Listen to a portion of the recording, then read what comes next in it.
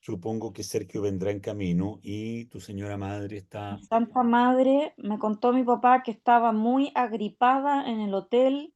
Pobrecita. No sé si la guagua la contagió o tanto Tanto aire eh, El acondicionado avión, también. el aire acondicionado. Si ella no Sí, el está. avión es fatal.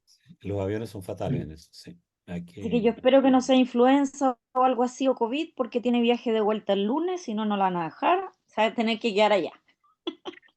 Ah, fue así como un viaje relámpago.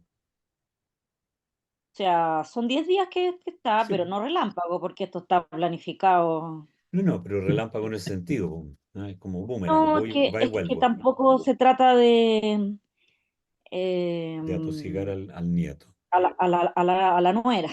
Ya. Vamos de nuevo. Es Claro. complicado. Yo creo que atosiga más al hijo que a la nuera. Eh, ¿Qué edad tiene tu hermano? Mi hermano tiene 43 años. Ah, sí, seguramente lo atosiga. Sí. Entonces, mi hermano es una persona, yo lo amo, lo adoro por sobre todas las cosas, pero no le gusta mucho el. Y Ya, la el año. ñuñuque. No, no. Yo soy, de hecho, yo soy la melosa, igual que mi mamá. Mi mamá es bien melosa. Yo soy bien cariñosita. Ya, chiquilla, Amigo. ¿cómo le fue? ¿Cómo estuvo esa aventura? ¿Le pudieron mirar algo de la Agamenón? ¿Tú lo habías visto, Maya, la vez Sí, anterior? sí, Y te habías yo lo quedado con había visto. varias dudas. Sí, pero que parece que se me fueron a esta altura. No, yo en general he estado viendo la Orestía y me he estado ¿Ya? metiendo en las tres, en Agamenón, en las Coréforas y Coéforas, las Euménides. Y las Euménides, que me ha las gustado Eumenides. muchísimo. Y bueno, he estado oyendo también al respecto. Y Agamenón, gran guerrero, para mi gusto, que abandona un poco eh, su familia, ¿Mm? es capaz de sacrificar a la hija por la guerra y porque se aplacar a los dioses, que no puede, que para tener vientos favorables. Es un tipo muy fuerte, pero es un varón muy varón, de los que ¿Qué se quieres, a van, ver, qué quieres decir con eso? muy macho, poco preocupado de su familia. Ah, claro, pero es que ¿Ah? Bueno, parece que la época, ¿te fijas? hasta Y, el día de y hoy pasa, ¿no? sí, por eso te digo, varón muy Claro. varón, así le llamo yo, para que no me digan que yo soy machista o no machista. Interesante, interesante, porque ahí hay toda una posición también que tiene un poco que ver con hacer justicia, con él que vuelve después de Ujú. 40 años, ¿ya? Y bueno, lógicamente el tiempo ha pasado, la mujer no lo ha esperado, eh, y se desata la tragedia, po, que Ujú. además vuelve acompañado al tipo, no vamos a decir que, que vuelve solo, vuelve con la Cassandra que parece que no era nada fea ni malita.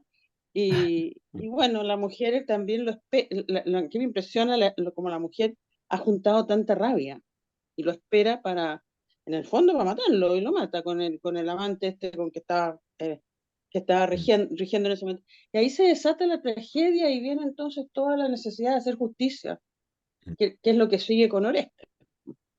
Mucha vindicación, mucha justicia vindicativa, mucho ojo por ojo. Mucho ojo por ojo, porque, bueno, ya voy a entrar, digamos, Eso un poquito en digo yo tema. nomás. No, no, sí está súper, porque en el fondo, si tú te fijas bien de lo que hemos hablado, por ejemplo, de lo que hablamos del ciclo troyano, también hay bastante ojo por ojo, ¿no? En esta Ujú, historia de los que mueren y después los famosos epígonos que van, ¿no? Eh, ujú, cómo se construye, ¿no? Cómo se construye en el fondo la idea de una idea que pasa después a Occidente de manera muy firme, que es la idea del destino, ¿no? ujú, Hola Sergio, ¿cómo estás? Y que tiene que ver, de alguna manera, se asocia, digamos, ¿no es cierto?, con esto de lo ineluctable, de lo imposible de evadir, ¿no es cierto?, de lo inexorable, ¿no? Pero eh, yo le daría una vuelta a eso, y lo vamos a hacer un ratito más, digamos, ¿no? Pero quería ver cómo han ido viendo ustedes a este personaje del que vamos a hablar hoy día? Dígame, Francisca. Bueno, yo le agarré mala a Agamenón cuando me tocó leer Ifigenia en Áulide, ¿Ya? ¿ya? Yo eh, le agarré mala en todas las dimensiones posibles, en tanto persona y hombre, y padre, y esposo, y todo. Entendiendo muy bien su propósito de llegar a Troya y vindicar a su hermano y saquear Troya y todo, pero creo que ya sacrificar a la hija, mentirle a la esposa y a la hija y sacrificar a la hija, creo que son límites un poco más allá Exagero. de lo esperable del concepto que uno tiene muy arraigado, que puede ser muy judeocristiano también, ¿ah? Que es el buen padre de familia. Mm, Pero Eh, yo creo que es una cosa más o menos general, ¿ah? En el sentido siguiente. Yo creo que detrás, digamos, el hecho de que el mito perviva, todo lo que pervive en la historia de Grecia, es porque hay una significación muy fuerte en general con la guerra de Troya y específicamente con el personaje de Agamenón. Yo creo que hay tres personajes ahí que son fundamentales en este ciclo troyano y que son los que perviven, ¿no? Que son Agamenón, Ulises o Odiseo, ¿no? Y Aquiles, ¿no? Y como bien decía Maya, ¿no? Tienen los tres una particularidad, su, eh, su ser varones, ¿no? Es decir, ser varones que en el fondo no tienen ninguna, en última instancia, ninguna conmiseración por el prójimo y específicamente mucho menos por la prójima, como decía mi querido Ujú, amigo cura, ¿no? La ujú, prójima es lo que menos les importa, digamos, ¿no? Pasan por encima de ella. Si uno ve la Odisea, por ejemplo, eh, claro, Ulises echa de menos a Penélope, quiere volver a ver a Penélope, pero en realidad eh, tiene aventuras con cuanta falda se le pasea por delante, como decíamos en el colegio, ¿no? Eh, Agamenón es igual, Agamenón es en realidad un guerrero, como tú bien señalabas, ¿no? Eh, que ante todo tiene que vencer toda justa, toda batalla, ¿no? Aquiles es el mismo valor, ¿no? Es el gran guerrero, es el guerrero por excelencia, por antonomasia, ¿no es cierto? Es la imagen del héroe sempiterno, por una parte. mm, Y claro, Ulises también. Ulises es el rey de la añagaza, del engaño, de la mentira, ¿no es cierto? De la trampa. Es doloso, es la trampa misma, ¿no? Él es el rey de la trampa, ¿no? Entonces, son imágenes, ¿no? Que creo yo que están muy en contraposición con el universo que se desarrolla a partir de los inicios del gran pensamiento filosófico, moral y político en la Grecia desde el siglo octavo para adelante, ¿no? Cuando empiezan a aparecer los poetas líricos, o empiezan a aparecer, ¿no es cierto?, los primeros escarceos filosóficos, ¿no? En buscar la razón de ser. Es decir, pareciera ser, a mi entender, que hay un rescate o una mantención de esos, voy a usar una palabra que no es muy querida por los psicoanalistas freudianos, arquetípico, ¿no? En el sentido que eso es lo que no debiese ocurrir en una sociedad fundamentalmente humana, finalmente, ¿no? Yo creo que va un poco por ahí la mantención de esas figuras como, como puntos referenciales, ¿no? Porque son, si uno los mira desde la actualidad, o incluso si uno los mira desde la actualidad ateniense del siglo quinto, es decir, desde las tragedias, son personajes con grandes visos de criminales, ¿no? ujú, sí, Porque en el fondo, ¿no es cierto?, sostener, ir a una guerra, que es una guerra en la cual finalmente la cual finalmente trae la desgracia, ¿no? Pero ir a esa guerra, sacrificar hasta la hija por ir a esa guerra, ¿no? En ese afán ¿cómo se dice?, de codicia tan fuerte, ¿no? Yo creo que es algo que está en contra de los principios, fundamentalmente de los principios de la mesura, ¿no?, que recomienda el, el legislador, el sabio Solón, ¿no? Todo con mesura, dice él, ¿no? Sergio, diga. Sí, sí, sí, yo también pensaba que, bueno, Agamenón es el rey de todos los Atridas, ¿no es cierto? O sea, y lo que describen es un ejército con 1000 naves, parece, o no Mm, sé. O sí, sea, él es como un gran emperador, en realidad, es como un mm, super rey. Por lo tanto, es un personaje que tiene un nivel de obediencia y admiración, pero que al mismo tiempo es la soberbia que tiene lo enceguece. Y a mí lo que me llamó la atención del personaje Agamenón, y que lo hemos visto también en otra lectura, digamos, es como que la soberbia enceguece, pero no solamente enceguece respecto a cuáles son los límites de lo que puede hacer, sino que las consecuencias de sus actos. Entonces hay una soberbia ciega que cae un poco en la tontera, porque qué cosa más peligrosa que quitarle a la esclava Aquiles en la Ilíada. O sea, claro, es terriblemente peligroso hacer eso. Qué tremendamente peligroso es para los dioses y para el matrimonio matar a la hija. Pero todo eso, cuando vuelve Aquiles finalmente, o sea, cuando vuelve Agamenón, y vuelve además con Casandra, su esclava, después de 10 años no era su mujer. O sea, qué ceguera, qué cosa más torpe Agamenón, porque la soberbia parece que lo ensegueció a pesar de todo los sufrimientos, todo lo que vive. Entonces, yo tengo la impresión que hay hay como por eso digo, una suerte como de ceguera de la soberbia. Eso es lo que... mm. Claro, es interesante lo que tú dices porque de acuerdo a lo que yo sé, a lo que yo he podido estudiar, no conozco todas las religiones del universo, pero de acuerdo a lo que yo he podido ver, viendo distintas cosas, si hay algo que tienen en común todas las religiones es el castigo de la soberbia. ¿M? O sea, la soberbia es algo que está condenado en todas aquellas religiones que yo por lo menos conozco, ¿no? Decían la soberbia es el pecado contra el Espíritu Santo, imagínate, ¿no? En la Iglesia Católica, en el universo cristiano. O sea, eh, la soberbia enceguece efectivamente porque la soberbia tiene esa característica de, en el fondo, querer igualarte a Dios, ¿no? Querer Eso es igualarte a como la lo... fuerza suprema, ¿no? A más allá, digamos, ser el dueño de, de todas las decisiones, finalmente, ¿no? Eh, me acordé de un cuadro de Chagall que pintó en Rusia antes de salir la segunda vez de la revolución, que era Lenin jugando con el mundo como si fuera una pelota, ¿no? Con un poco esa imagen, ¿no? Esa imagen como eh, del dominio absoluto, ¿no?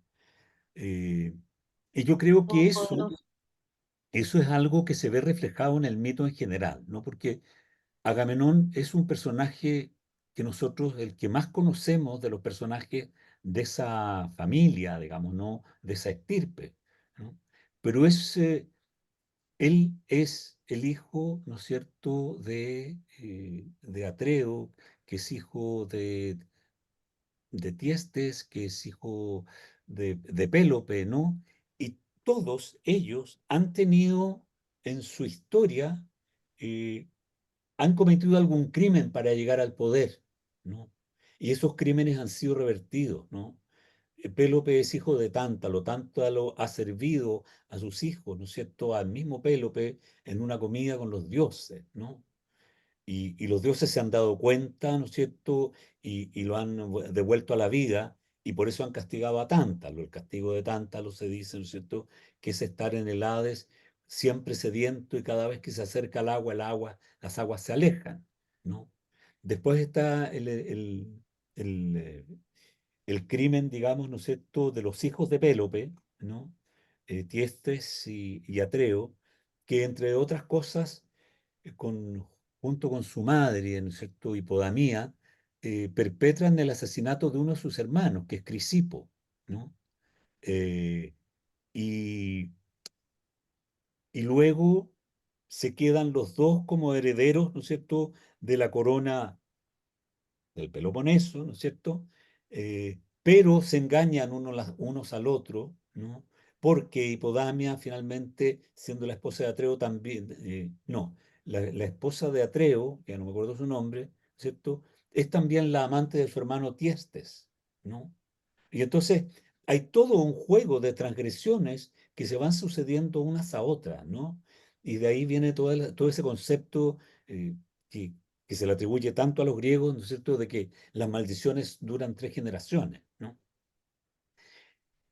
La visión que parece haber sobre lo que fueron los reinos micénicos, ¿no?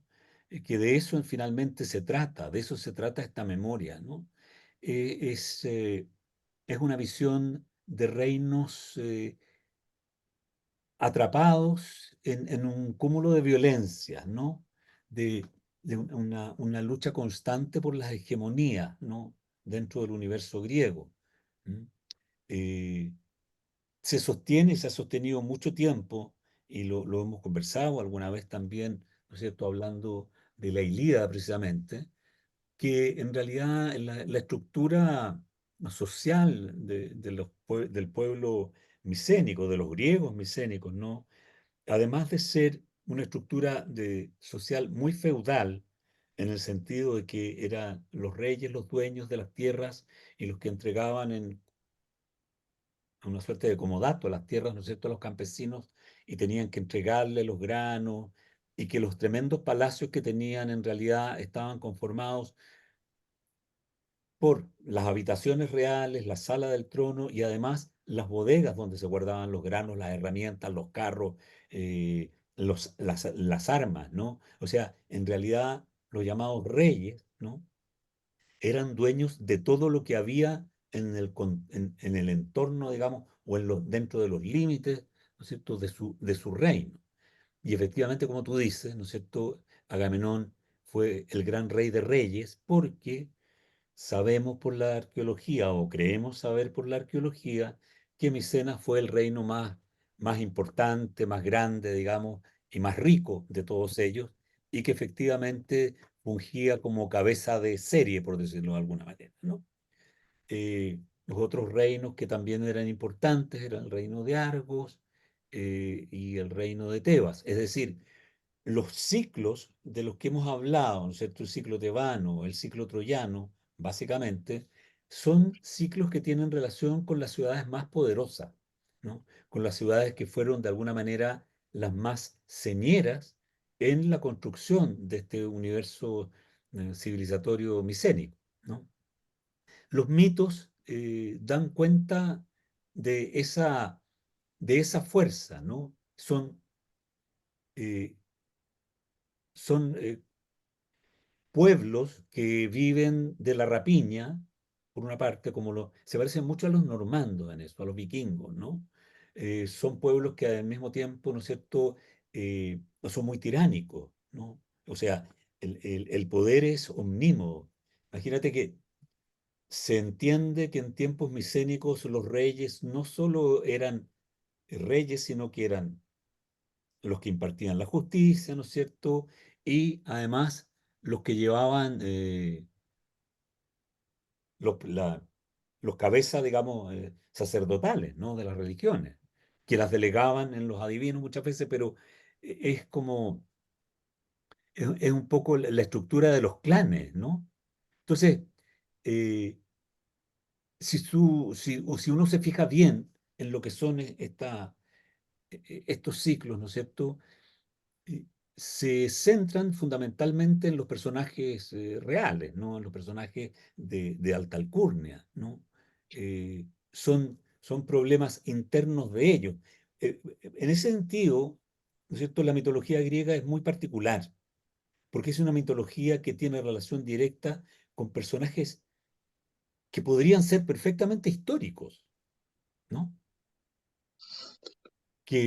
Porque, claro, si uno piensa, por ejemplo, en cómo podría ser el caso de la mitología de cuando uno habla, ¿no es cierto?, de Quetzalcóatl, o qué sé yo, ¿no? Son cosas que que definitivamente puede que tengan algún origen histórico, pero están demasiado ya vestidas de un universo más bien eh, simbólico a ultranza, ¿no?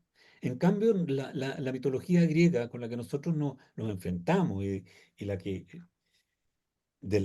a la que nosotros hacemos referencia más o menos de manera constante, ¿no? Imagínate que todavía se habla, digamos, se dice ardió Troya, ¿no es cierto? Todavía hablamos de tirios y troyanos, todavía hablamos, no sé, de una serie de cosas que nos remiten a a esos puntos culturales que son como referencias casi obligatorias a nivel occidental, ¿no? Pero los personajes de los mitos son personajes en realidad casi históricos. Es ahí donde nosotros veíamos esa especie como de, ¿cómo se dice? Jasma, de distancia, ¿no? De oquedad entre todo lo que es la construcción de Síodo respecto, digamos, del universo de los dioses y cómo, de alguna manera, ¿no es cierto?, nosotros nos enfrentamos a estos héroes, a estos personajes, comillas, mitológicos, cuya única relación con los dioses, finalmente, es que supuestamente tienen algún parentesco con alguno de ellos. Pero no hay ninguna relación, digamos, entre una historia, que es la historia de la teogonía, con esta otra historia, ¿no? Tampoco existe esa relación, aunque no hemos visto el libro, con el otro poema de Sido que es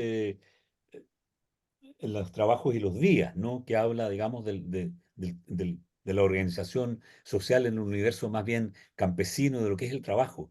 Pero no hay una relación, no hay relaciones directas con los dioses, ¿no? El carácter de la mitología griega es distinto en ese sentido, ¿no? Y muy específico comparado con otras mitologías, ¿no? Los sucesos fantásticos de la mitología griega son bien puntuales, ¿no? La transformación de Zeus en lluvia de oro, ¿no es cierto?, para procrear con Danae a Perseo, ¿no? Eh, la, la transformación de Zeus en cisne, ¿no es cierto?, para seducir a Leda, ¿no? La transformación en un rayo, ¿no es cierto?, para quemar a Alcmena y dar a luz a Dionisio, ¿no es cierto? Eh, no, no es Alcmena, ya me perdí ya. Son muchos los nombres. ¿No? Porque ella le pide, ¿no es cierto?, a Zeus que se presente en todo su esplendor, y él se presenta en todo su esplendor, que es el rayo, la quema, y tiene que rescatar a Dionisio que nace de su rodilla después. O sea, eh, este, esta guagua, digamos, que no está totalmente formada, termina de formarse en la rodilla de Zeus. Quizás el simbolismo es muy complejo, no tengo yo personalmente las herramientas para dilucidarlo, pero de alguna manera ese tipo de historias son historias súper puntuales, ¿no? Porque en el caso, por ejemplo, ¿no es cierto? En el caso del mito de Pélope, que es el antepasado de Agamenón, ¿no es cierto? Tántalo, que es amigo de los dioses, tienta a los dioses, ¿no es cierto? Los pone a prueba, dándoles a comer la carne de sus hijos, de su propio hijo, ¿no es cierto? Eh, y los dioses se dan cuenta, ¿no es cierto? Lo restituyen a la vida, le falta un pedazo porque Demeter estaba como preocupada por la pérdida de su hija, ¿no es cierto? Perséfone. Eh, pero fundamentalmente el tema ahí que aparece, ¿no? Es una lucha de poder entre un rey y los dioses y que se traslada en una lucha de poder finalmente entre los propios humanos que participan de eso. Porque Pélope es reconstituido, ¿no es cierto? De alguna manera, pero él va a luchar por el amor de Hipodamia y quiere casarse con Hipodamia, ¿no es cierto? Que es la hija de Enomao, ¿no es cierto? Enomao le pone una serie de trabas a los pretendientes porque tiene una maña, ¿no es cierto? Tiene unos caballos que le ha regalado Poseidón, entonces sus caballos siempre corren más rápido que el caballo, que los caballos del carro del pretendiente a su hija, y entonces Pélope hace una artimaña, ¿no es cierto? Eh, Soborna al carrero, Gabriel. ¿no es cierto?, de Nomao, para que lime, ¿no es cierto?, los bujes de las ruedas, de manera que en la carrera terminen saliéndose las ruedas al carro de Nomao y entonces Pélope gana. Es decir, si uno mira con atención, la trampa está siempre presente, ¿no? Sí, pura artimaña.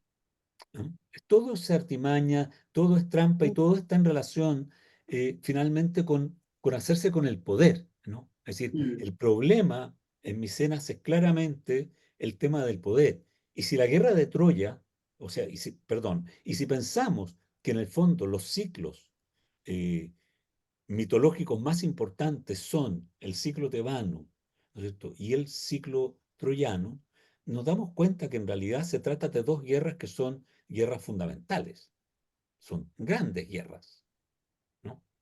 Es decir, el ciclo, el ciclo troyano es tan importante, ¿no es cierto?, que todos los mitos finalmente confluyen en la guerra de Troya, ¿no? Mm. Por ejemplo, nosotros se puede pensar en el caso de Perseo, ¿no es cierto? Perseo que nace, ¿no es cierto?, de Danae, ¿m?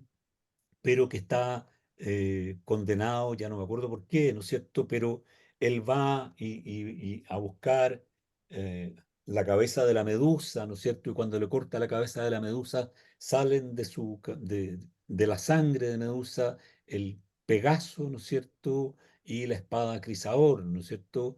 Y con eso eh, bueno, él recupera el reino de Micenas, ¿no es cierto? Y después nosotros en la Ilíada nos vamos a encontrar con que Belorofonte, que ha amansado a Pegaso, ha volado, ¿no es cierto? Y ha llegado hasta las costas de Troya, y entonces ahí está la amistad entre, ya no me acuerdo cómo se llama no es Diomedes, ¿no? O sí, ya no me acuerdo, ¿no?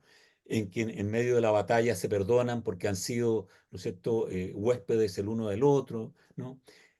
Si tú tomas, por ejemplo, en el caso de los siete contra Tebas, ¿no es cierto? En el caso del ciclo tebano, todos los hijos de los héroes, ¿no es cierto?, de ese lugar, o sea, héroes en el sentido que han participado en esa guerra, están presentes en la guerra de Troya. El hijo de Aquiles también va. Hércules también, ¿no es cierto?, que ha sido parte de otro mito que es muy importante, que es el mito, ¿no es cierto?, de los argonautas, que es el viaje desde Iolcos con Jasón, los Dioscuros, que son además hermanos de Helena, es decir, los Castor y Pólux son hermanos de Helena y a su vez hermanos de Clitemnestra, ¿no? Hay toda una... eh, habríamos dicho en aquellos años 70 una majamama, ¿no? Que es más o menos están todos de alguna manera entreverados en relación a la guerra de Troya. Y por consecuencia, también entreverados con el tema de la guerra, de la guerra de Tebas, ¿no? ¿Qué quiero decir yo con esto, no? Que en el fondo, todo este universo mitológico que nos ha llegado conservado básicamente por la memoria de la Ilíada, ¿no? Eh, Nos ha llegado conservado por la memoria de la Ilíada porque seguramente es lo que los cantores populares, ¿no es cierto?, los rapsodas, mantenían en la memoria, es decir, la gloria o las glorias de un pueblo guerrero que sucumbió, que sucumbió frente a su misma soberbia, en el fondo, ¿no? Que es lo que, cuando hablábamos de las troyanas el otro día, ¿no es cierto?, hablábamos de eso. Entonces, ¿quién es Agamenón? Finalmente, ¿no? Nos interesa Agamenón solo como un personaje que es el jefe, digamos, de la expedición a Troya y que en tanto que tal vuelve, ¿no es cierto?, con Casandra y que ha asesinado a su hija, o nos volcamos y nos interesamos en Agamenón por todo lo que significa, ¿no es cierto?, o simboliza en relación al espíritu guerrero exacerbado, ¿cierto? Exacerbado porque no trepida en nada para conseguir su objetivo y que además ese objetivo, ¿no es cierto?, conduce no solo a él mismo, sino que a su pueblo, a sus dirigidos, a la ruina. Porque todos terminan en la ruina, ¿no? O sea, eh, y es ahí donde entra el tema de los regresos, ¿no es cierto? Los famosos nostos, ¿no? O sea, está en relación al ciclo troyano, ¿no es cierto? El regreso de Odiseo, el regreso de Odiseo, Ulises, ¿no? Es un regreso de 10 años, ¿no? 10 años en que va dando vueltas, ¿no? En la misma Odisea se nos relata, o en otra parte del mito, ¿no es cierto?, que Menelao estuvo en Egipto varado como 6 años, ¿no es cierto?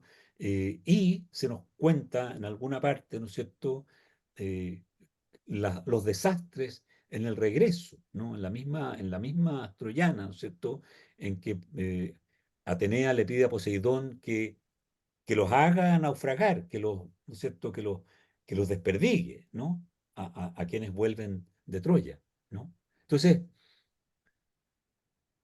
si bien Agamenón aparece, digamos, como el personaje central, digamos, en el que se centra esto, no es solo él el que importa, sino que todo lo que está alrededor de él.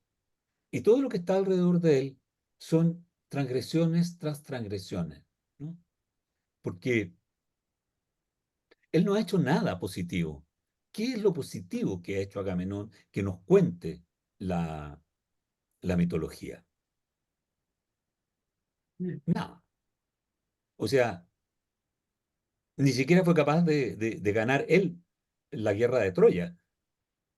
Él es el jefe del ejército, ¿no? Pero él, en realidad, si no es por el arco de Hércules, si no es por Neoptólemo, que tienen que estar, si no es porque tiene que disparar el arco, ¿no es cierto?, Filoctetes, ¿no?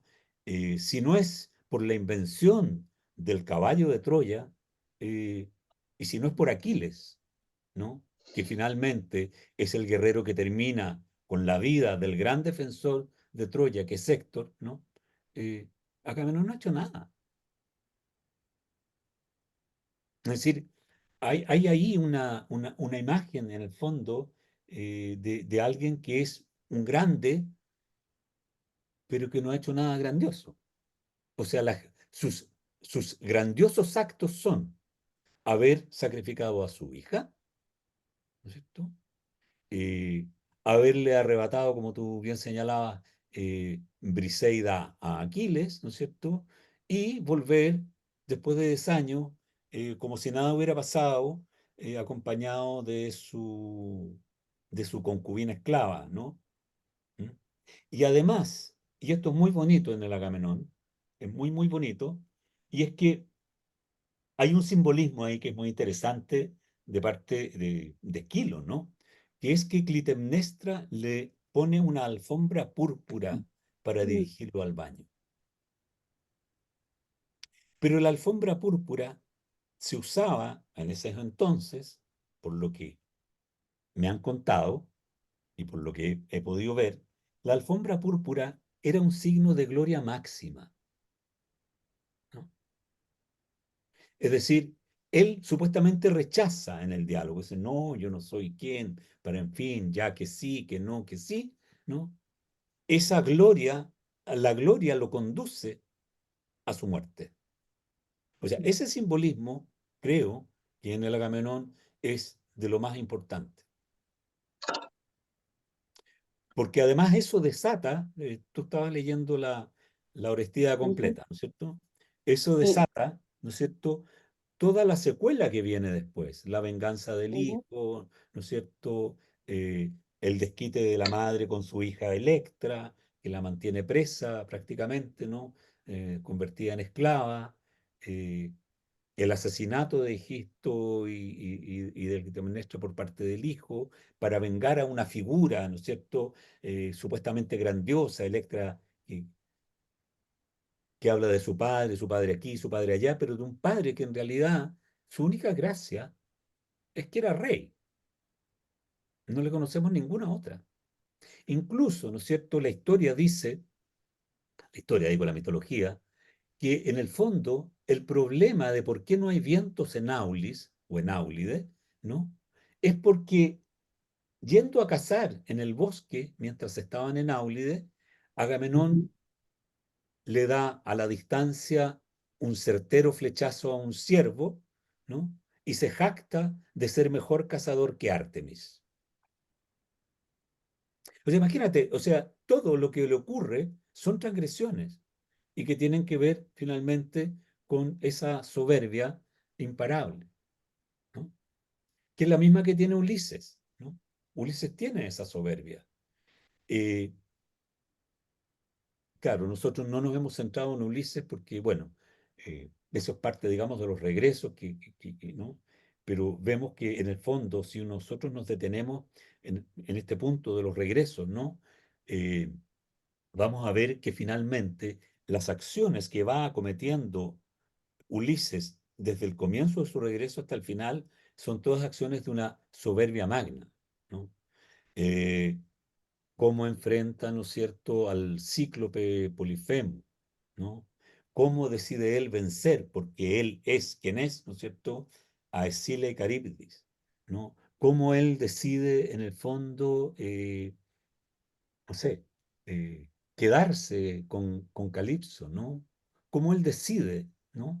Y cómo finalmente mata a todos los pretendientes en un acto de reposición, en un acto supuestamente muy heroico, pero él, él va con, él va de maula, como decían en el campo, ¿no? Él no va eh, de frente, se hace pasar por mendigo, hace una serie de añagazas, ¿no es cierto?, que son las que nos va a contar Sófocles en el Filoctetes, ¿no es cierto?, de la que habla de Eurípides, ¿no es cierto?, en las Troyanas, ¿no? Es decir, hay algo, hay una concepción, a mi entender, en el universo, en el pueblo griego, básicamente en el pueblo griego arcaico y clásico, ¿no? Frente a estos mitos, que yo creo que son utilizados más bien como un contraejemplo o un antiejemplo, ¿no? O sea, esto es lo que nos ha pasado, ¿no? En unas sociedades armadas como estuvieron armadas, ¿no es cierto? Y sostenidas económicamente en la rapiña, ¿no es cierto? En estas guerras interminables, en esta lucha de poderío. Ha sido lo que nos ha pasado. Terminó en nada, terminó en una pura memoria, ¿no? Te escucho, diga, Bien. Sí. ángeles. Ah, Ángeles, dale tú nomás. Bueno, gracias. A mí me parece de repente que nosotros nos sorprendemos con todo este sistema valórico que aparece en todos los actos heroicos y en toda la mitología en general, pero que yo creo que son reflejo también de lo que pasaba en una época muy antigua. O sea, porque para nosotros los héroes son personas que realmente han sustentado valores que son enaltecedores hasta el día de hoy. El otro día tú, Pedro, señalabas un paralelo con el mío Cid, claro, que era un tipo que realmente era demasiado estricto con los valores que él defendía y demasiado estricto en términos incluso de someterse al rey que estaba siendo injusto, pero él no iba a ir contra su rey, o sea, una lealtad tremenda y él siempre de una línea. Entonces yo creo que a lo mejor es como tú dices, Pedro, que no te veo la cara, Pedro, ¿qué pasó? Ah, ahí estoy, ahí estoy. Ay, a lo mejor lo que pasa es que nosotros nos parece, ojalá que fuera lo que tú dices, que son como contraejemplos, ¿ya? Pero tan reiterativo en todas las historias que hemos estado viendo, que yo creo que son más bien reflejos de los valores de una época muy antigua, muy primitiva en el fondo, y que se debe haber estado dando en todas los asentamientos humanos de manera parecida, como que le falta tiempo para la evolución de un sistema valórico más humanista. Mira, yo estoy de acuerdo contigo, pero hago la salvedad precisamente porque en épocas más o menos similares, ¿no es cierto? En otras civilizaciones, eh, la preocupación, el mito en realidad los mitos tienen una connotación simbólica mucho más profunda, ¿no? Ujú, Entonces, me parece a mí, a raíz de eso precisamente, que el mantener una imagen de estos personajes que son héroes, semidioses algunos, porque no es cierto, están emparentados con los dioses, eh, obliga en el fondo a tener una visión, creo yo, al pueblo, sobre todo al pueblo griego que está reorganizándose socialmente, ¿no es cierto? Eh, una visión crítica sobre su historia, ¿no?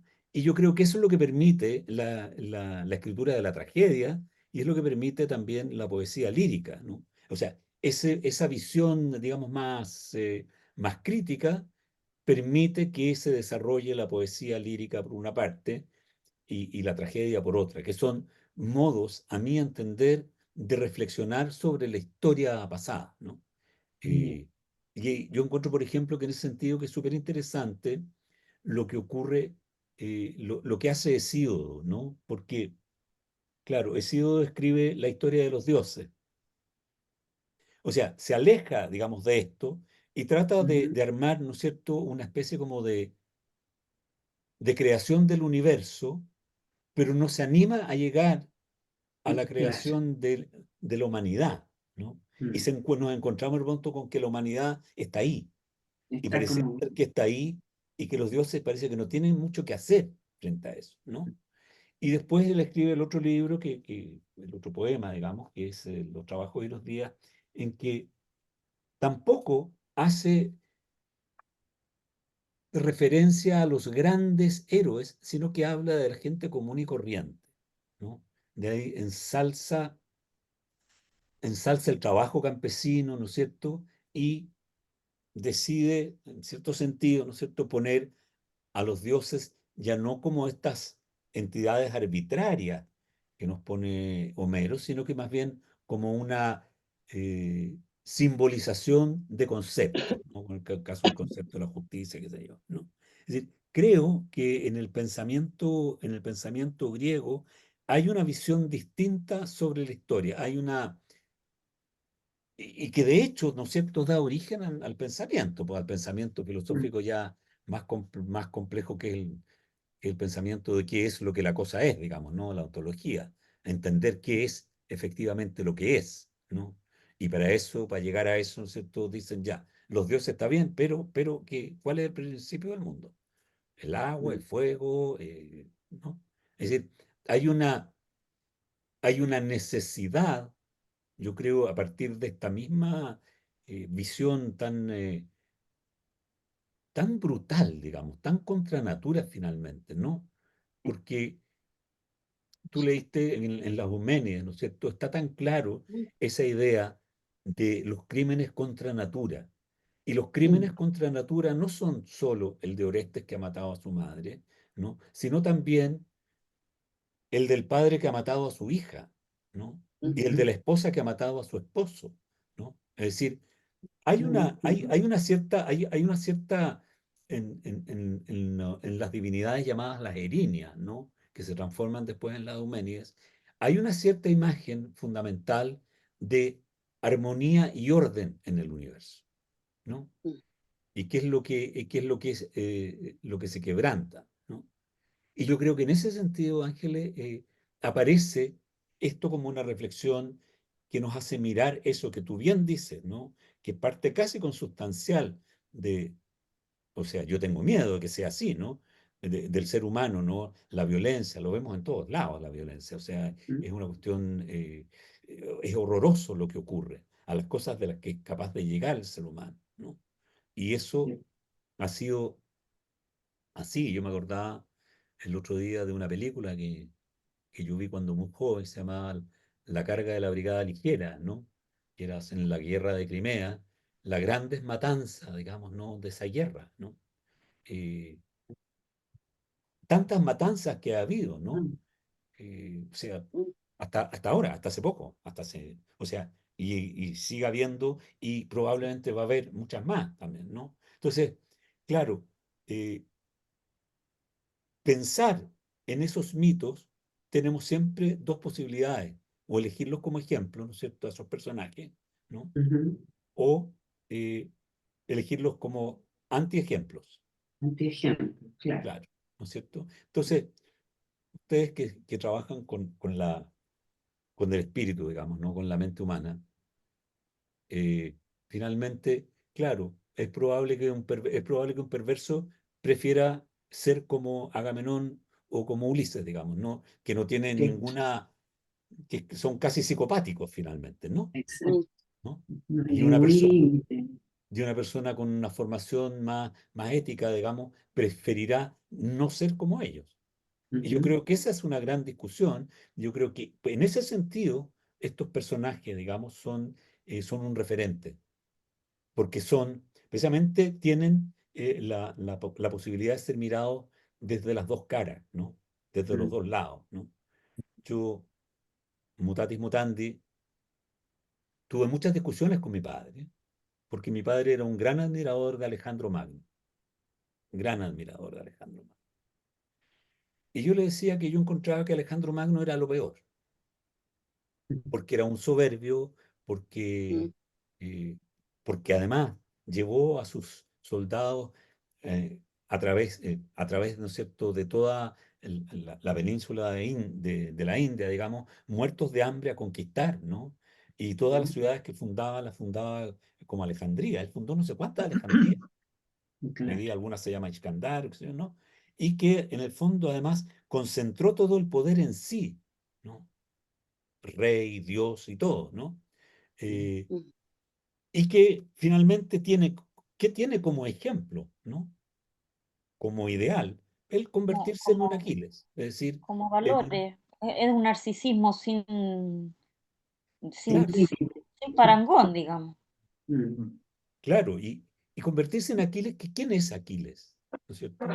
Aquiles es un héroe guerrero, es un guerrero, él no sabe hacer nada más que la guerra, Mm. Claro. y que se vuelve loco, ¿no es cierto? Nos lo cuentan en la Ilíada, ¿no es cierto? Cómo se vuelve loco, ¿no? Cuando matan a Patroclo, y cómo se ensaña con el cadáver de Héctor, ¿no? Y lo agarra y lo hace dar vueltas y vueltas y Mm. vueltas amarrado al carro, ¿no es cierto? A destrozarlo, ¿no? Eh, yo creo que todas esas cosas son cosas bastante importantes a tener en cuenta, ¿no? Entonces, Mm. dime, Sergio. A mí en esta lectura de la Agamenón, y te quería preguntar, Pedro, si esta tragedia puede tener como una función de denuncia y una función ética al final, porque es sorprendente cómo hay el corifeo, no me acuerdo bien los extractos, digamos, al comienzo, sobre todo de la tragedia, donde hay una denuncia no solamente a lo tremendo de la guerra, digamos, y los costos absurdos que tiene la guerra, sino que a la codicia, Sí, a esas imágenes de que se cambia oro por cadáveres, que hay una frase ahí, no sé, tremenda, sí. relación a Ares parece, no me acuerdo Sí. bien. Cómo hay La guerra pagada con oro, la guerra pagada con oro. claro. Entonces hay como una denuncia y también al afán de la riqueza, Así que es. también es como que la riqueza la denuncia también. Es sospechosa la riqueza. Siempre hay una sospecha detrás de la gran riqueza.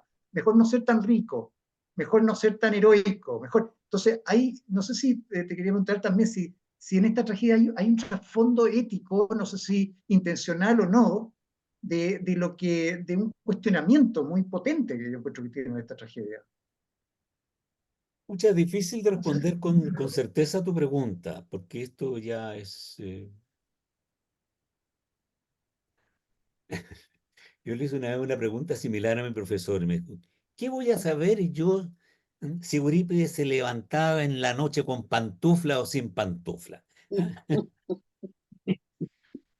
Difícil saberlo, ¿no? Pero yo creo lo siguiente, Sergio. La construcción de la sociedad griega desde el siglo VIII para adelante, siglo VIII antes de Cristo, es una construcción social que busca de alguna manera, una mayor participación igualitaria de todos, ¿no? Es decir, es cuando aparece la conciencia de los ciudadanos, ¿cierto? De la ciudad, de que la ciudad nos pertenece a todos, ¿no es cierto? Y que no es necesario ser que rico para tener participación en los afanes de la ciudad, ¿no? O en las decisiones que toma la ciudad. Ahí donde se ve ahí donde se inventan, ¿cierto? Este gran concepto del ciudadano y el gran concepto, por lo tanto, del individuo, ¿no? Aquel ya, la persona que es consciente de sí misma y por lo tanto también inventa el concepto de la libertad en un sentido infinitamente más amplio que el sentido de simplemente ser o no ser esclavo, ¿no? Eh, Hay una reflexión muy importante ahí. Y en ese periodo es el periodo en que aparecen, de acuerdo a la tradición griega, los grandes sabios, ¿no? Los famosos siete sabios, ¿no? Los siete sabios de Grecia, en realidad, son siete legisladores, ¿no?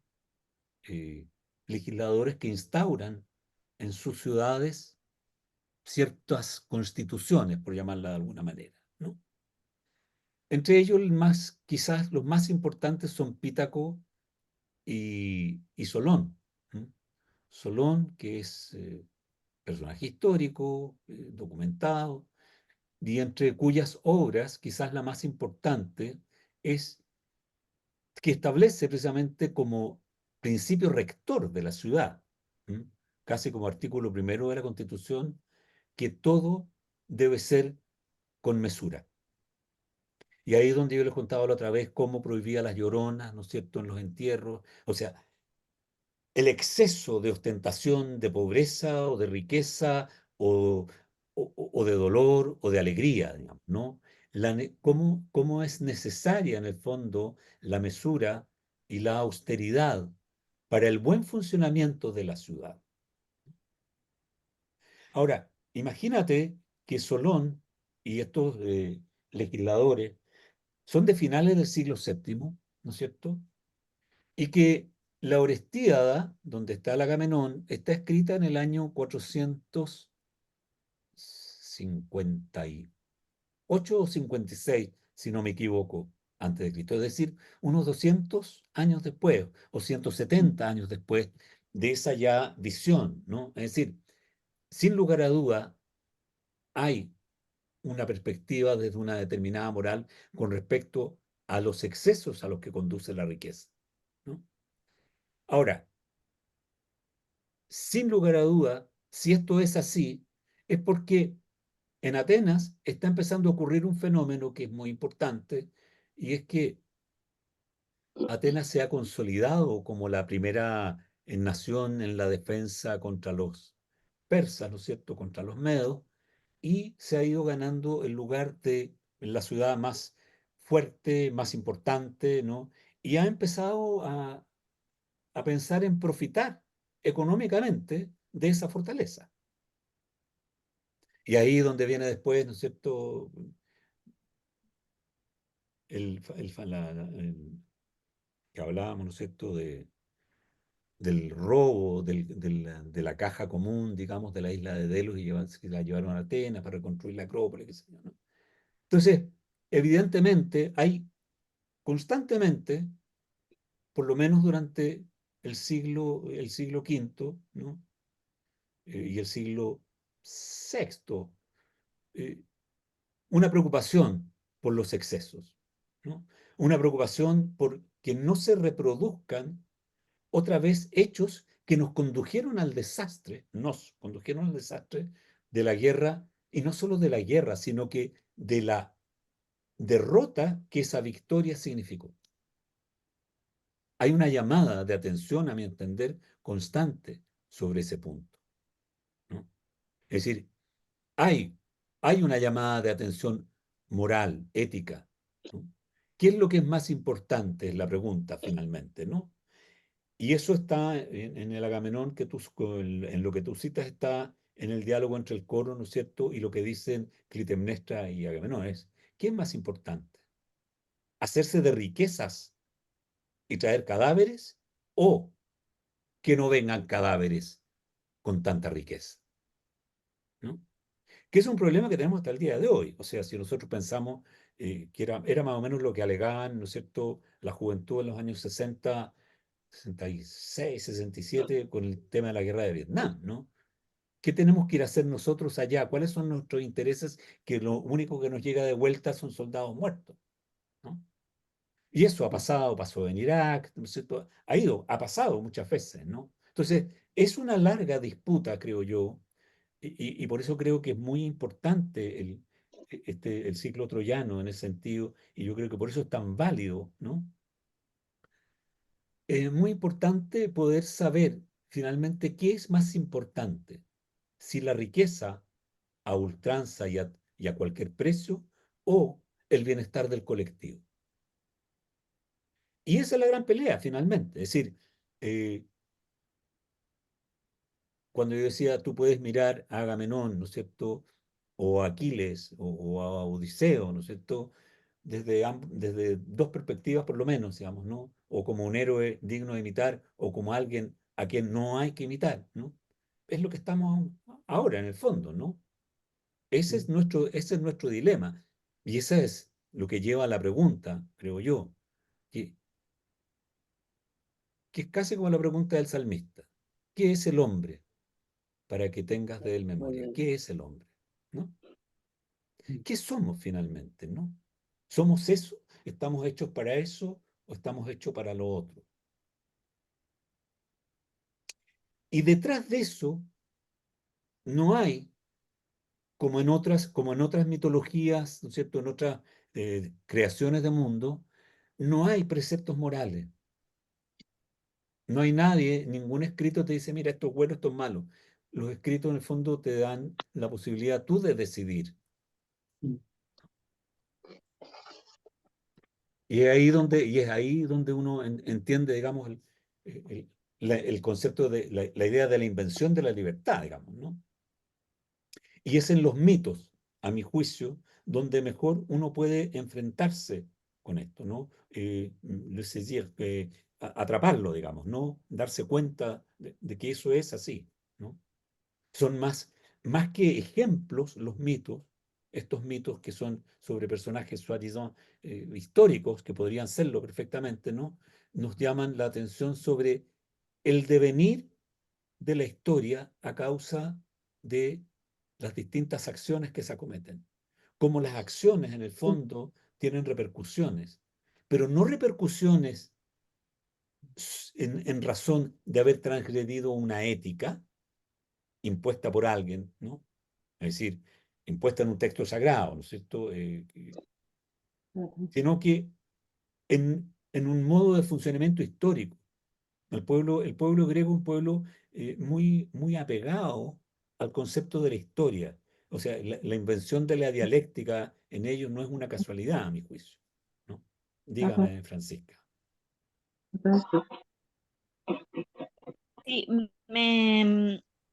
me llama la atención respecto a lo que tú dices en el uso del género literario de la tragedia en la obra de teatro, Ujú. ¿ya? En la puesta, en la forma en cómo él, no sé si era lo usual, la forma, no sé, todas las tragedias están escritas en esos códigos, precisamente porque es una puesta en escena donde los personajes realizan conductas, se muestran como son, etcétera, y es el espectador el que saca sus conclusiones respecto de lo que ve. No así otro género literario como un ensayo o una biografía, donde el autor pudiera plasmar, adjetivar de alguna manera las conductas que podríamos ver en Agamenón o qué sé yo. El autor utiliza esta forma de poner las palabras en los personajes de manera tal que uno las lee o lo ve en la representación en el escenario, y es uno el que termina de cerrar la obra y termina de sacar sus conclusiones. Y me hace mucho sentido con lo que tú dices respecto del concepto de libertad. O sea, que ni siquiera el autor te cierra a sus propias aproximaciones morales o éticas respecto de lo que está contando. O sea, hay una aproximación desde su Claro. óptica, ¿no? Hay una toma de postura, pero, Pero no es yo definitiva.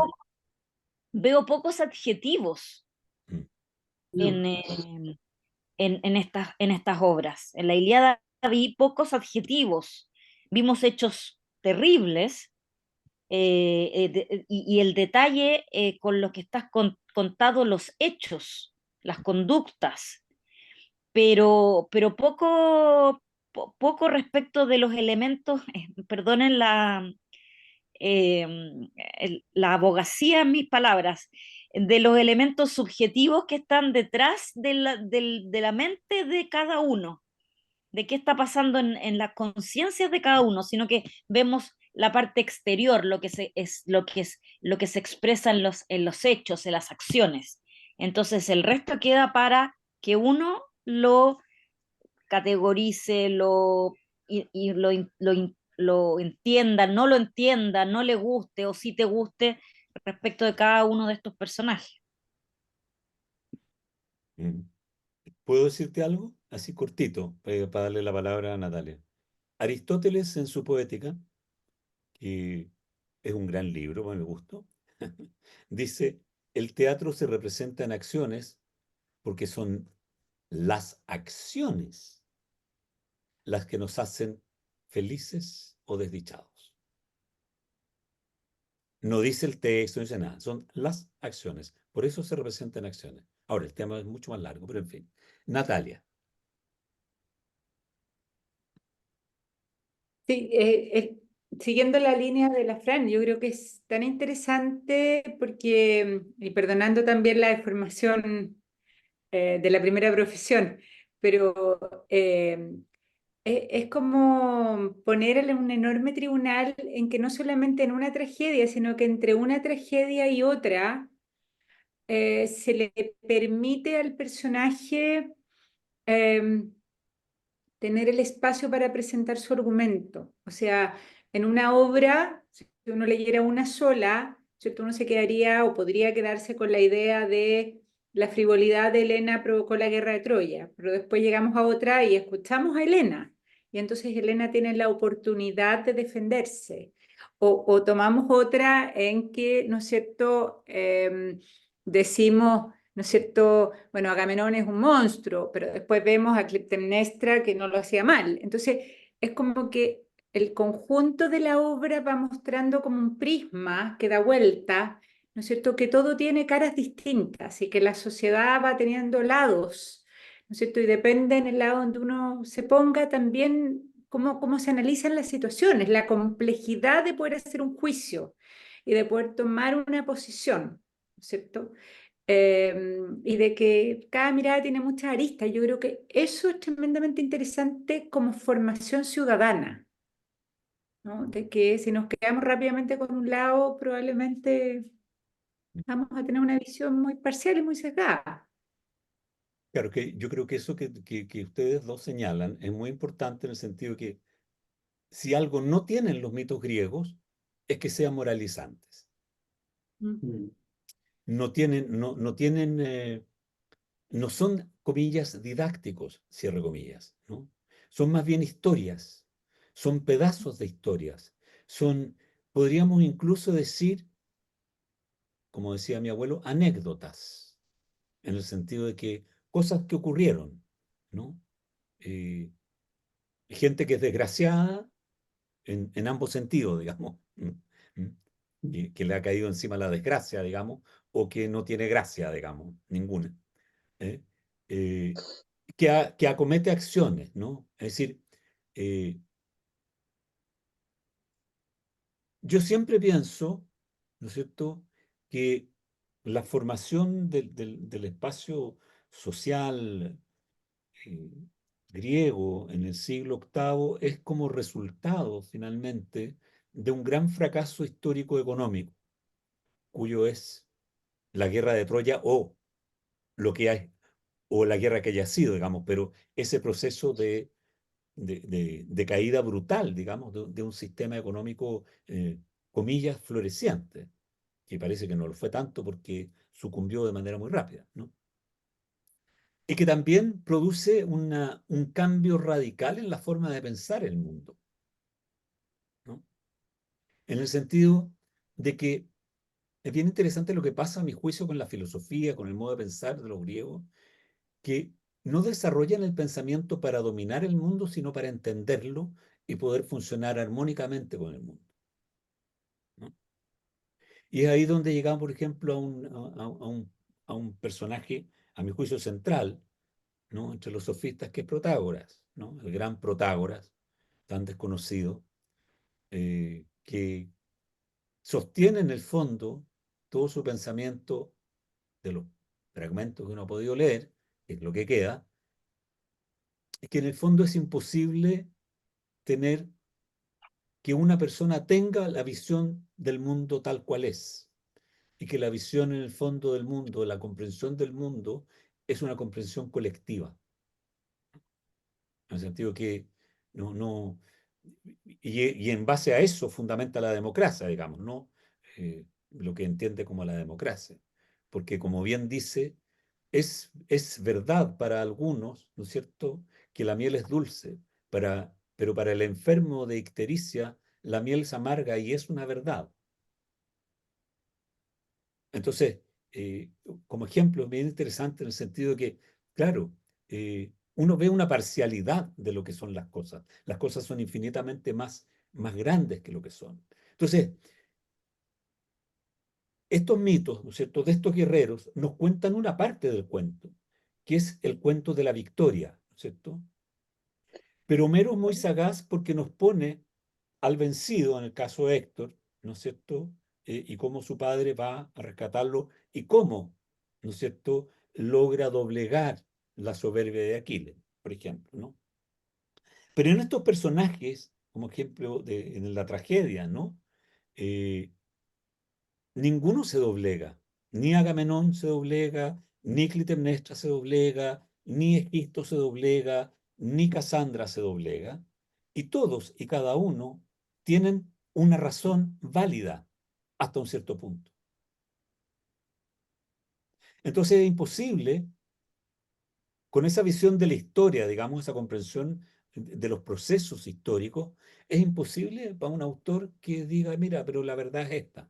Esas brutalidades las pueden hacer eh, personajes como el señor Stalin, que inventó una cosa tan absurda como el realismo socialista, digamos, ¿no? Eh, que era la única forma de decir la verdad, digamos, ¿no? Pero, claro, es importante, es súper importante esa visión del griego, en el fondo, de que son las acciones, ¿no? Por eso, por eso es tan importante cómo las acciones, cuando son irreflexivas, ¿m?, son tan peligrosas, ¿no? Y cómo en el fondo la codicia, ¿no?, lleva a acciones peligrosas. La codicia obnubila el entendimiento. Y es en el fondo lo que tú señalas, Sergio, ¿no? En, en el diálogo, ¿no? Lo que hace Agamenón, ¿qué es lo que hace en el fondo, ¿no? O sea, está tan obnubilado por ser vencedor que no trepida en nada. O sea, llega con la amante sabiendo, sabiendo que ha dejado la crema, ¿no? Y llega como tan campante como si nada, ¿no? Poco menos que pidiendo que le hagan un banquete a la señorita que lo viene acompañando, ¿no? Pero es una acción lo que él hace. Él no dice nada. Y son esas acciones, en el fondo, lo que los griegos, ¿no?, a través, creo yo, de los mitos, van analizando, ¿no? Porque no, por ejemplo, en el caso de Teseo, que es algo que vamos a ver, ¿no es cierto? Cuando Teseo va, ¿no es cierto?, a Creta, porque pide ir, ¿no es cierto?, en la delegación que va con los jóvenes al Minotauro, digamos, ¿no?, como tributo al Minotauro. Él acuerda con su padre que cuando vuelva ¿no es cierto? Si viene triunfante, va a izar velas blancas, y si no, va a seguir con las velas negras, si él viene muerto. Y claro, y está tan entusiasmado el de su victoria y de haberse ido con Ariadna y después haberla abandonado a Ariadna, ¿no es cierto?, en la isla, eh, en Naxos, ¿no? Que se le olvida poner las velas blancas y el papá se suicida, Egeo se suicida. Mira tú, mira tú cómo en el fondo siempre hay un tema con la irreflexividad, con lo irreflexivo, ¿no? Es el caso de Edipo también, ¿no? En Edipo hay hay acciones que no son reflexionadas, ¿no? Cuando decide matar al tipo que le dice, hazte para un lado del camino, no, se deja llevar por su soberbia, ¿no? Y así todos, ¿no? O sea, lo que dicen, lo que relatan en las Troyanas, ¿no es cierto? Atenea y Poseidón, es que, claro, estos tipos se dejaron llevar por la locura de la codicia y están saqueando los templos, están profanando todo, ¿no? O sea, hay ahí un tema que es un tema importante. Y en ese sentido creo yo que Agamenón es una especie como de síntesis de todo eso, ¿no? Al igual que lo es Ulises. El problema está con Ulises, ¿no?, que como el pueblo griego es un pueblo comerciante, la añagaza es bien mirada. El engaño está en cierto sentido bien mirado, que seguramente es algo heredado de los fenicios, ¿no? De los pueblos medio piratas, digamos, ¿no? Porque los fenicios hacían eso, sí, está súper documentado, ¿no? Iban a las costas, dejaban cosas, ¿no es cierto?, para que las niñas, sobre todo, fueran a buscar joyas, qué sé yo, y de pronto se bajaban de una del barco y se las raptaban y se las llevaban, las vendían en los esclavopázara, ¿cómo se dicen?, en los mercados de esclavos, ¿no? O sea, hay ahí un tema por eso es que es más difícil desentrañar a Ulises, y por eso era muy, muy entretenido cuando leímos la Odisea, la postura, digamos, de Natalia, ¿no? Era como que lo desenmascaró rápidamente, ¿no? Sí, de una. Dígame, Sergio. Sí, no, pero también no sé si te puedes referir también al contrapunto entre Agamenón y Clitemnestra, porque Clitemnestra es una actriz delante de Agamenón espectacular, o sea, ella hace como que lo recibe, tiene todo organizado y preparado en su mente, la venganza. Entonces da la impresión de que la mujer, en este caso Clitemnestra, aparece como un contrapunto de un Agamenón bastante más torpe, más ingenuo, comillas. Ella prepara las cosas, ¿ah? Yo pensaba también en Penélope, que engañaba a los amantes que querían casarse con ella, tejiendo y destejiendo. O sea, hay un punto ahí de, no sé si eso es así o no, de, de, de una especie de raciocinio, digamos, de un razonar, de un preparar, de ser más astuto en la mujer, que en el caso de Clitemnestra, que Agamenón. Mira, yo no sé si sea tan así, o sea, yo no creo, no, en realidad no lo sé, más que no creo, no lo sé, ¿no? Lo que sí puedo decirte es que yo creo que como son grandes observadores de los hechos y por lo tanto de la historia, también son muy buenos para preparar escenarios, digamos, ¿no? Es decir, conducir a cierto tipo de acciones para provocar otras, digamos, de manera deliberada, ¿no? Hacer montaje, digamos, ¿no? Diríamos hoy en día. La historia de Agamenón y de Clitemnestra es una historia bien tremenda, porque Agamenón, ¿cierto? Ella lo dice incluso, ¿no? Agamenón mata al marido de Clitemnestra y se la lleva y se casa con ella, ¿no? Y con respecto a Egisto, Egisto es su primo, pero Egisto es de, es hijo de Tiestes, ¿no es cierto?, que a su vez la concibió a Egisto por mandato supuestamente de Zeus en su hija.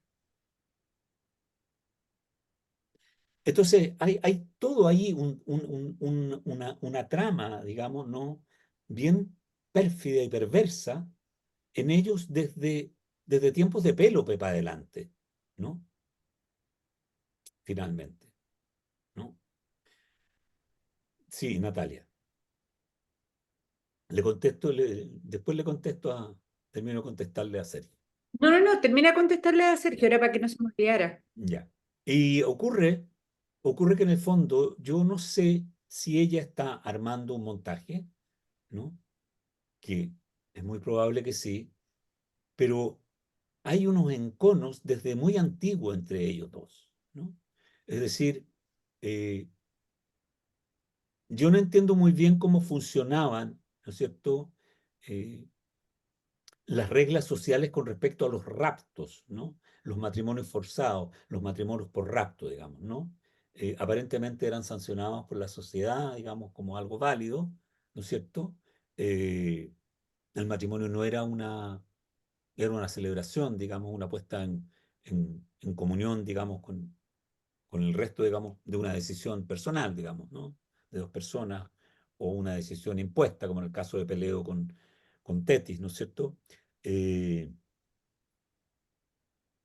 Ella nunca, y lo dice en la tragedia, ¿no es cierto?, no le va a perdonar que haber sido raptada. ¿Mm? Y no contento con eso, dice, más encima me mata a mi hija. ¿Para irse a dónde? Para irse a saquear otras ciudades, ¿no? Es decir, yo creo que más que una preparación muy, muy consciente, hay una preparación desde hace mucho tiempo, ¿no? Está ella, por una parte, no puede no esperar al rey que toda la ciudad espera, ¿m?, con, con cara enojada, ¿no? Porque también ella, a su vez, ¿no es cierto?, si bien tiene razón con respecto a castigar lo que se hizo con su hija, ella también quiere el poder, ella quiere quedarse con el reino también, ¿no? Es decir, ella al mismo tiempo está en pugna con la ciudad y va a estar en pugna con la ciudad, ¿no?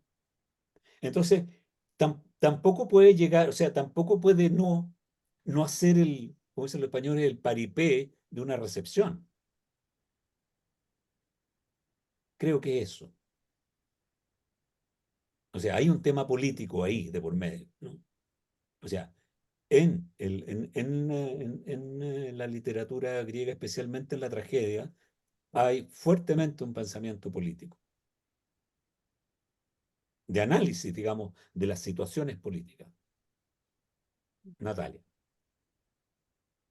Sí, yo voy a decir que más que a mí no me parece tanto que sea un montaje, sino que aprovechan, en este caso es Clitemnestra, pero después van a ser, por ejemplo, Orestes y Electra, para matarla a ella, aprovechan como un rito, ¿no es cierto? Que en este caso es la recepción del rey triunfante, ¿no es cierto? Porque nadie sospecha ni de la alfombra, ni del baño, como tampoco va a sospechar Clitemnestra, que es bien habilosa, que la llamen a apoyar después, ¿no es cierto?, a Electra en los días después del parto.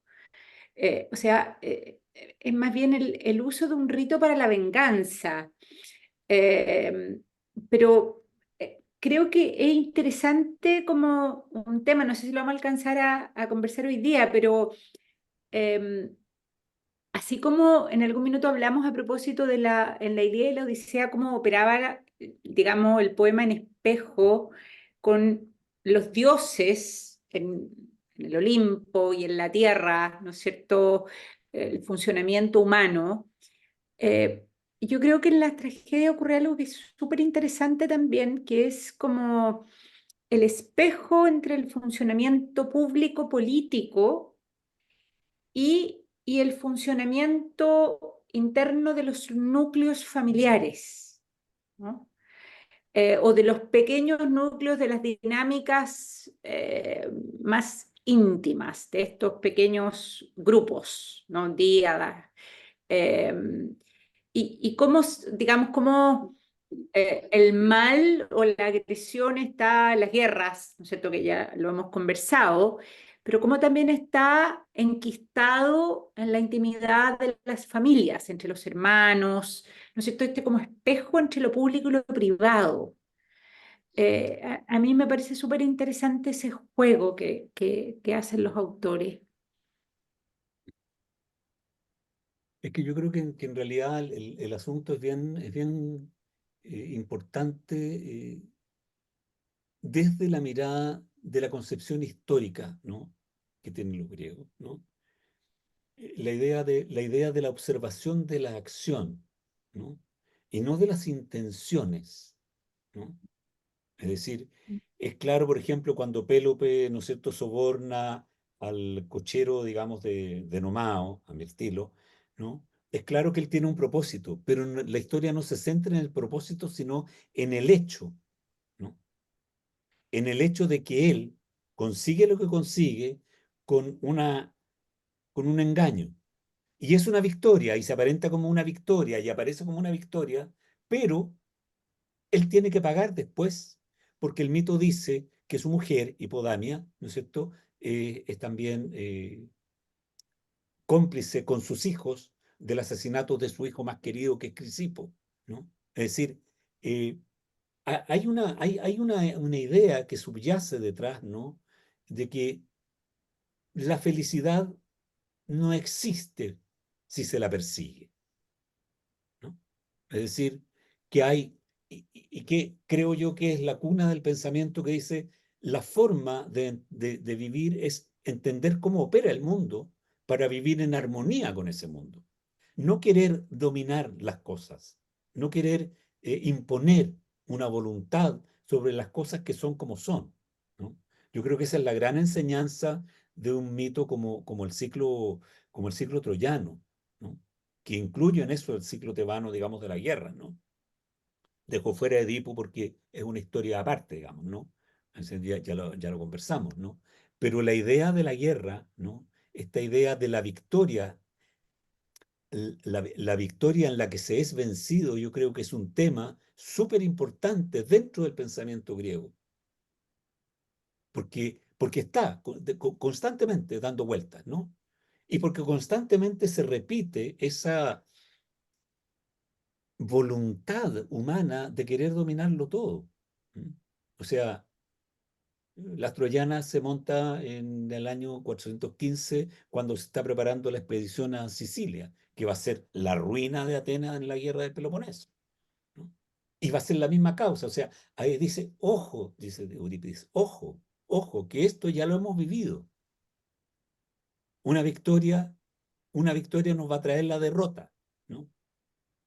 Y es por eso que es a favor siempre constantemente de la paz, ¿no?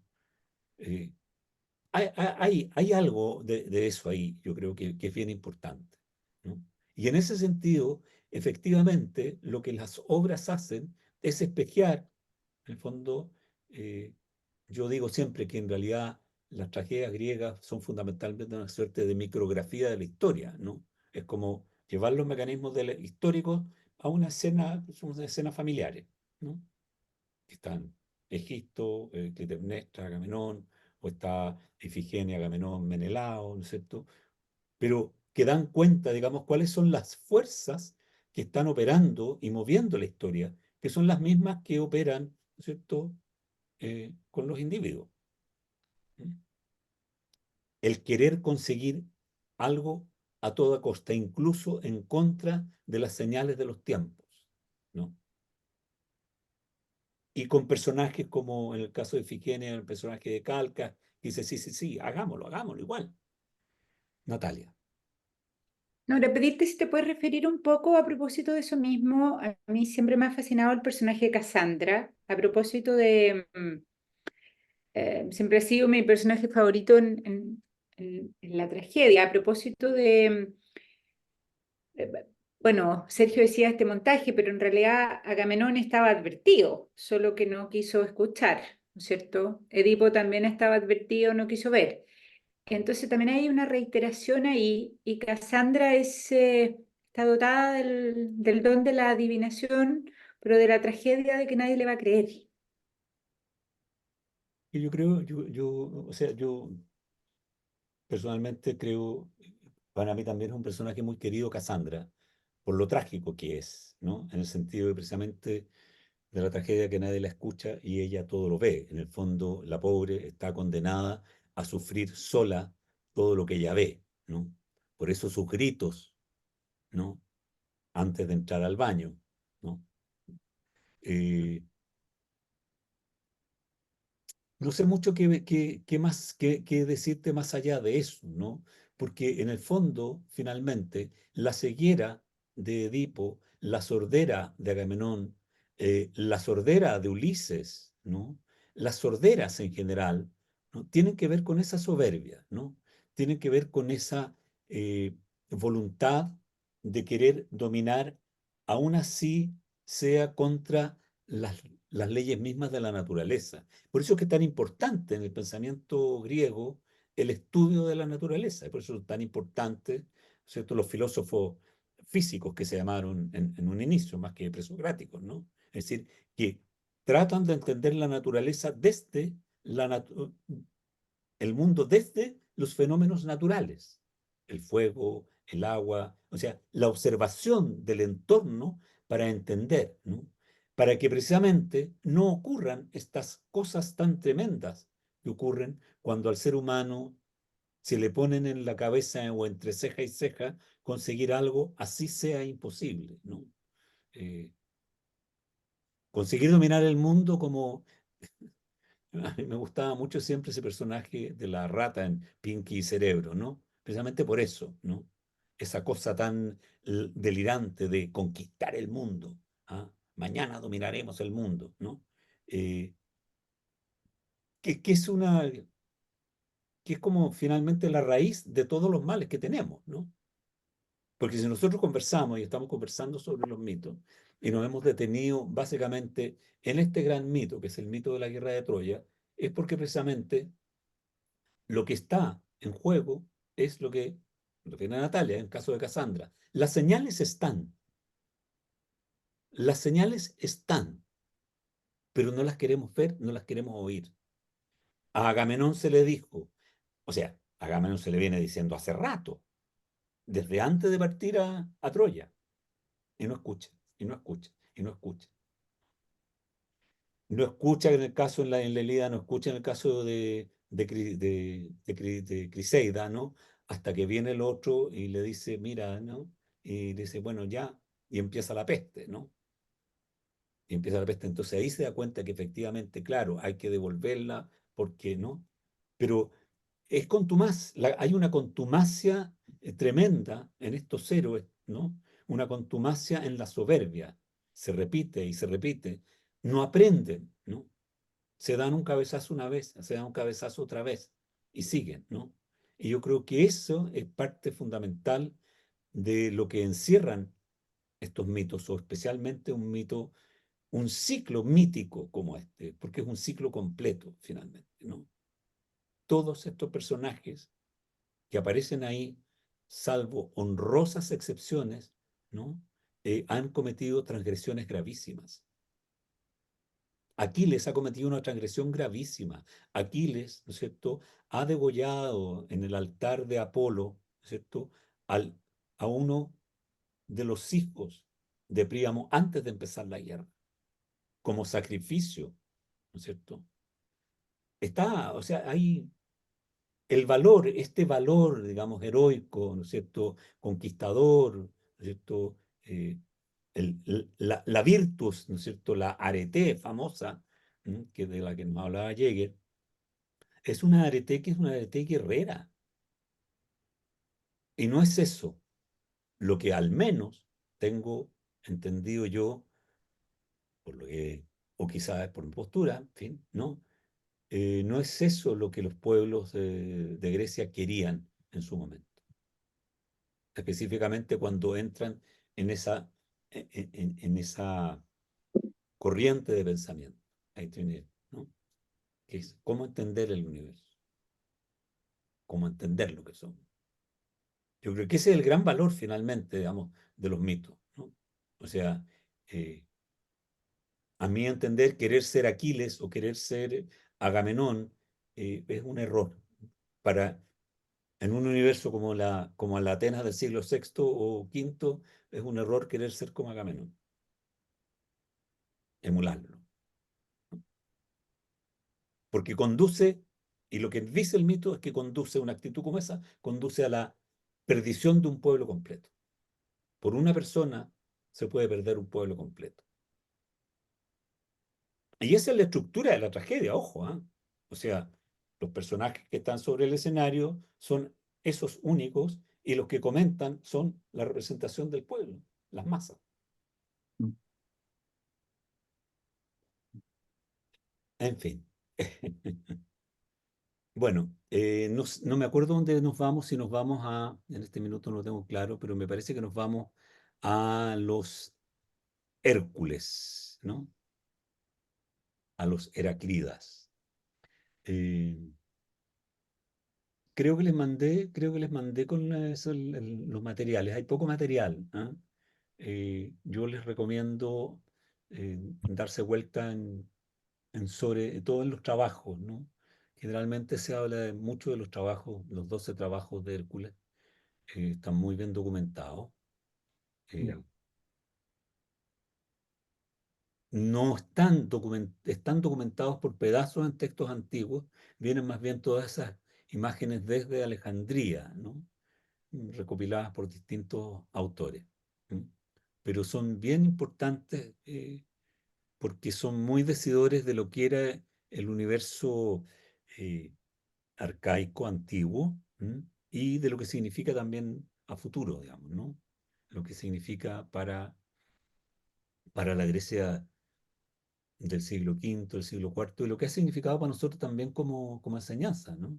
Yo creo que, por lo menos en mi generación, no sé en la tuya, Fran, eh, en el colegio nos hablaban en la escuela primaria de los trabajos de Hércules. Tuvimos que hacer alguna vez alguna investigación en la enciclopedia británica o Ay, nada. ay. No, leímos la Odisea como gran cosa. Tú estuviste en un muy buen colegio, Pedro. Estoy segura. Puede ser, puede ser. Dudo, pero en fin. Así que eso. ¿Mm? Ya. ¿Alguna observación? Cualquier cosa me preguntan por interno, como dicen ahora, ¿no? Por DM. Por de- Oye, muchas gracias, que estén muy Gracias. bien y nos Gracias. vemos el próximo jueves, jueves Muy buen fin de 6. semana. Buen fin de Descansen, semana. cuídense. Estén bien.